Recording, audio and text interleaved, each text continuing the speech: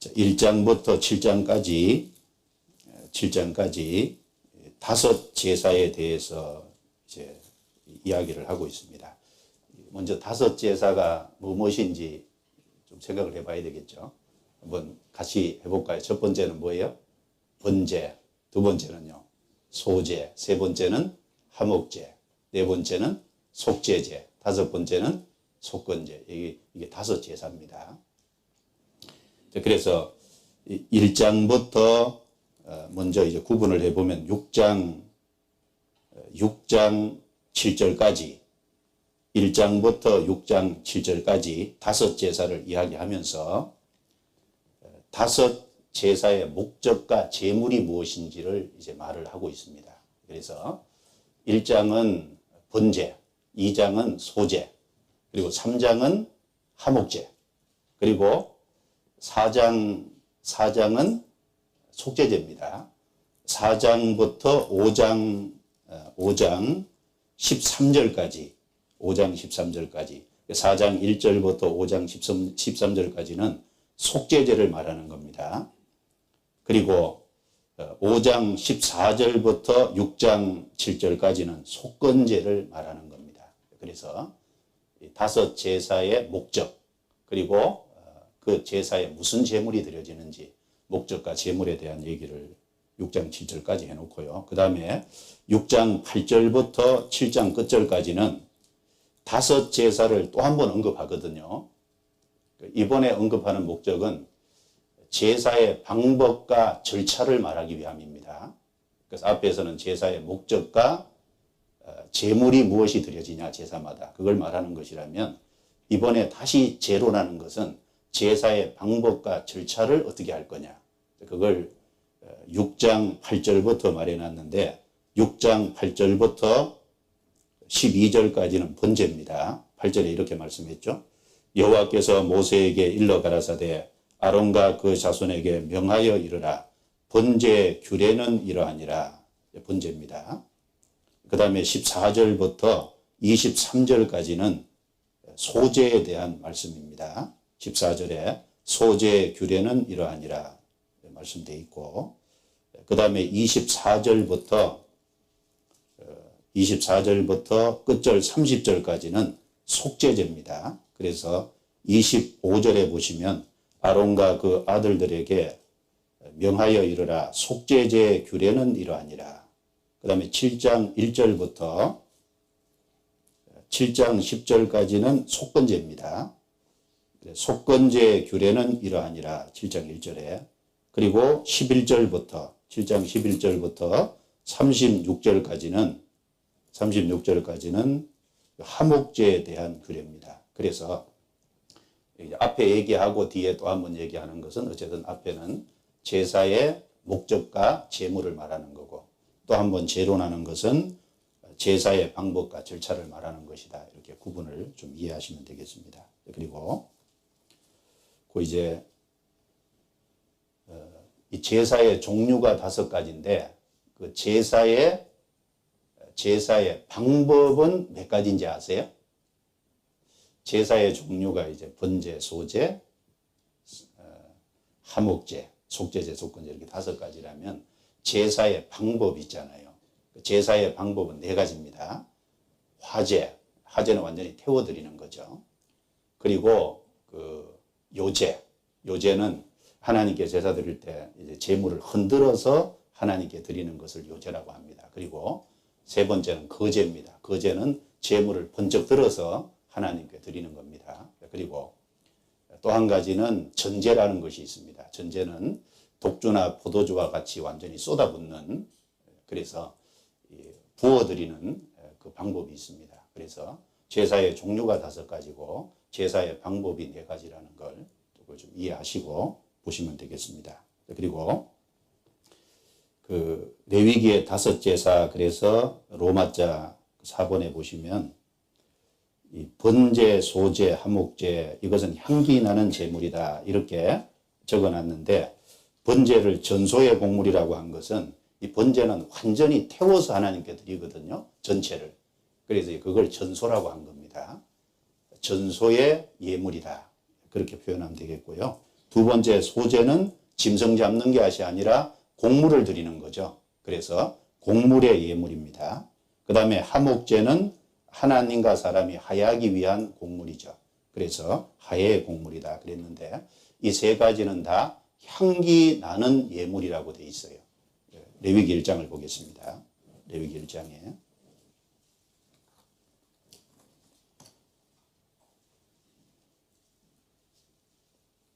레위기 1장 번제라 그랬죠. 이 번제는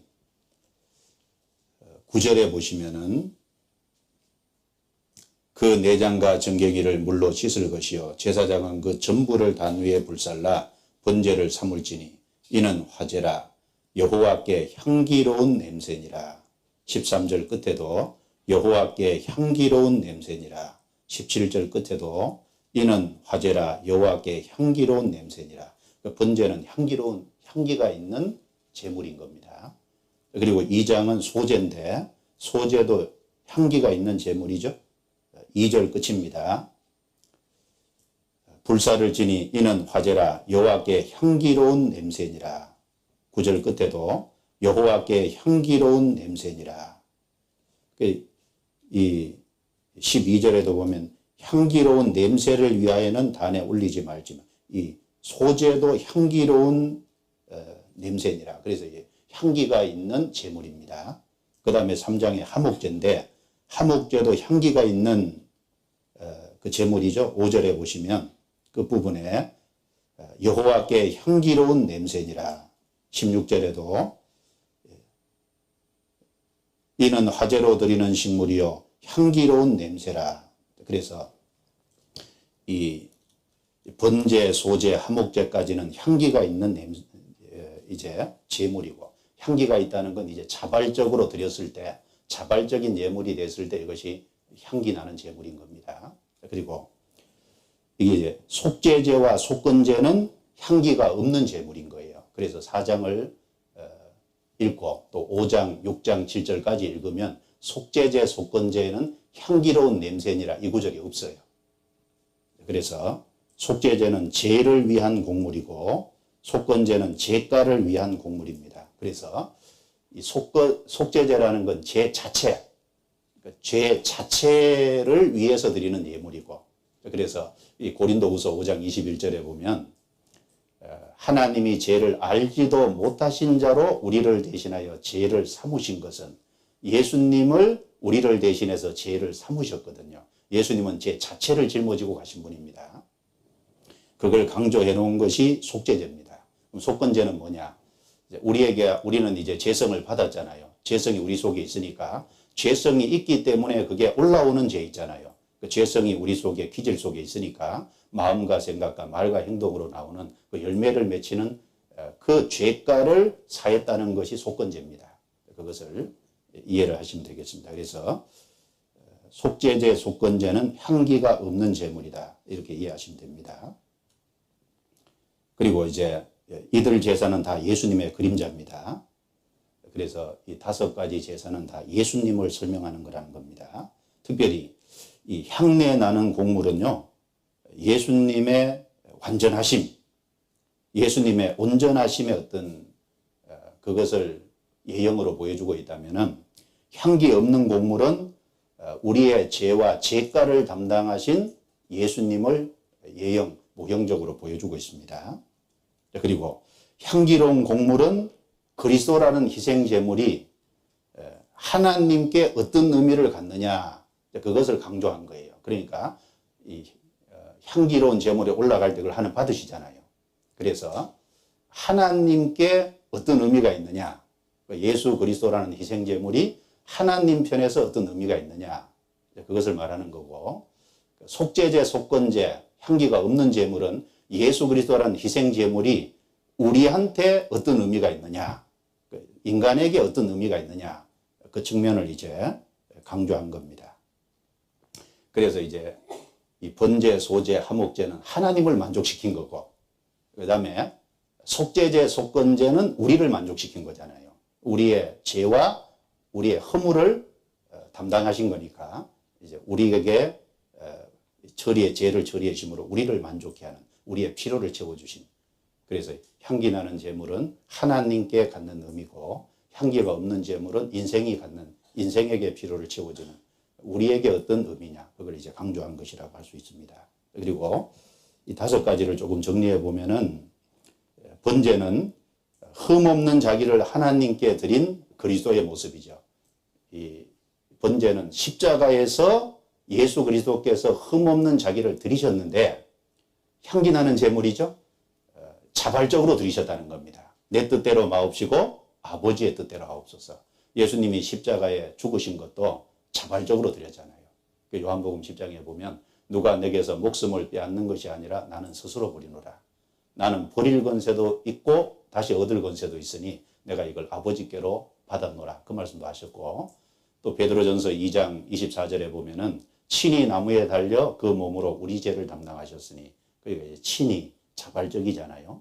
그래서 이 번제는 예수님께서 십자가에서 자기를 온전히 내어드릴 때 자원해서 자기를 드린 그런 모습을 가리킵니다. 그리고 소제는 그리스도의 공생애를 가리키죠. 그리스도의 이제 생애 전체를 인성을 입으신 예수님의 흠없는 생애. 그래서 이 소제는 피가 나와 있잖아요. 그래서 곡물을 드리는 거니까 흠없이 깨끗하신 예수님 그 생애를 얘기하는 겁니다. 그리고 화목제는 예수 그리스도께서 자신을 하나님과 사람 사이의 중보자, 즉 화목 제물로 내어주심으로 말미암아 하나님과 사람이 화해가 됐다는 것을 강조한 겁니다.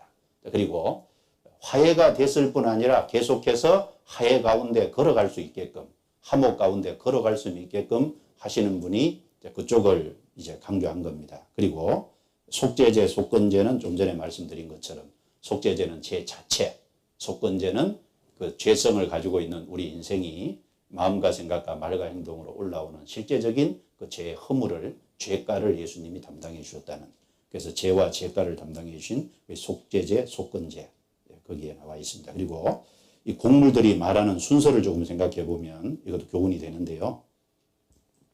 하나님은 이 레위기에 보면 번제로 시작해서 속건제로 마치고 있잖아요. 근데 우리는 깨달아가는 것을 거꾸로 깨달아가거든요. 우리는 맨 처음에 뭘 깨닫냐면 속건제에 그러면 예수님이 우리의 실제적인 죄들을 가져가셨구나. 그걸 우리는 먼저 깨닫잖아요. 그 다음에 속죄제, 거꾸로 내려오면 속죄제. 예수님은 죄 자체도 가져가셨구나. 그것을 깨닫습니다. 그리고 조금 더 내려오면 예수님이 십자가에 들여졌기 때문에 하나님과 나와 화목이 이루어졌구나. 그 예수님의 피를 근거로 내가 지금도 화목하고 있구나. 그걸 알잖아요. 그 다음에 깨달아가는 게 소제죠. 예수님의 생애가 흠없는 생애였구나. 죄 없는 생애였구나. 예수님은 율법을 다 지키셨구나. 그러니까 예수님이 행하신 그 율법의 의를 우리에게 넘겨주셨구나. 예수님의 의가 우리 의가 되는구나. 그걸 깨닫잖아요. 그 다음에 번제. 예수님은 십자가 위에서도 자기를 자원해서 자발적으로 강제적으로 한 게 아니라 자발적으로 자신을 하나님께 드렸구나. 그것을 깨달아가는 겁니다. 그래서 우리 거꾸로 이제 깨달아가거든요. 이제 번제에서부터 하나님은 출발해서 속건제로 끝나는데 사실 우리 삶을 이렇게 그리스도를 알아가는 걸 보면 속건제, 속죄제, 화목제, 그 다음에 소제, 번제 이런 순서로 거꾸로 우리는 깨달아오는 거예요. 구원받고 나서 이렇게 자기 경험을 좀 뒤돌아보면 그런 거 같지 않아요? 모르겠어요? 생각을 안 했어요. 예.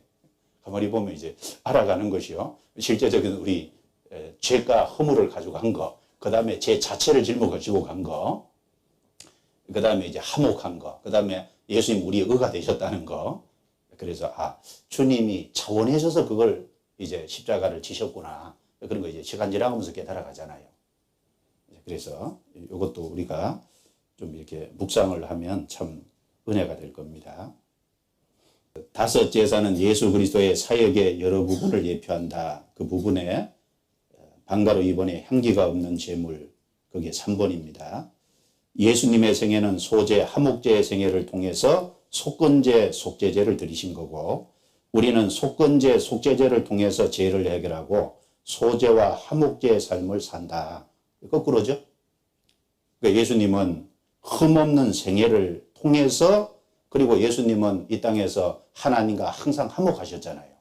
그래서 소재, 화목제의 삶을 통해서 속건제, 속죄제, 그러니까 우리의 허물과 그리고 죄 자체를 짊어지고 가셨다면은 우리는 거꾸로죠. 우리는 예수님의 속건제, 속죄제를 통해서 우리의 죄와 허물이 다 해결됐다는 걸 알고 그 다음에 우리는 화목제, 소제의 삶을 살잖아요.